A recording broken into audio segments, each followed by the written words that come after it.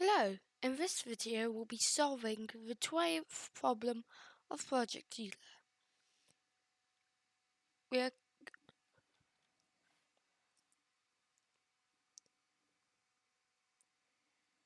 You see this exclamation mark? Basically it tells the number to count downwards but times all the numbers. And then you get the sum of the digits, and we have to find the sum of the digits in the number 100 with an exclamation mark, which is actually called a factorial.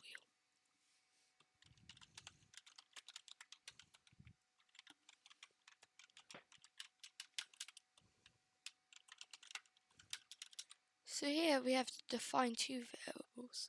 One will be a factorial value, which will end up to be this number.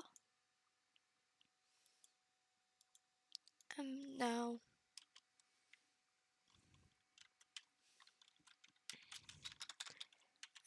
to get that big number, so we're going to go 100, 0 and -1. So this is very similar to the video I did with Go Dot and the reversing loops. When you do the first number, you don't have to count back, you don't have to add 1. And the -1 is for a step, and we put -1, so count backwards. Now,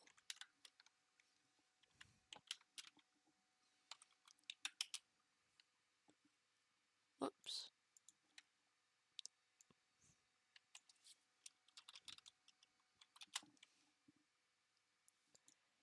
It didn't show any errors, so that's a good sign.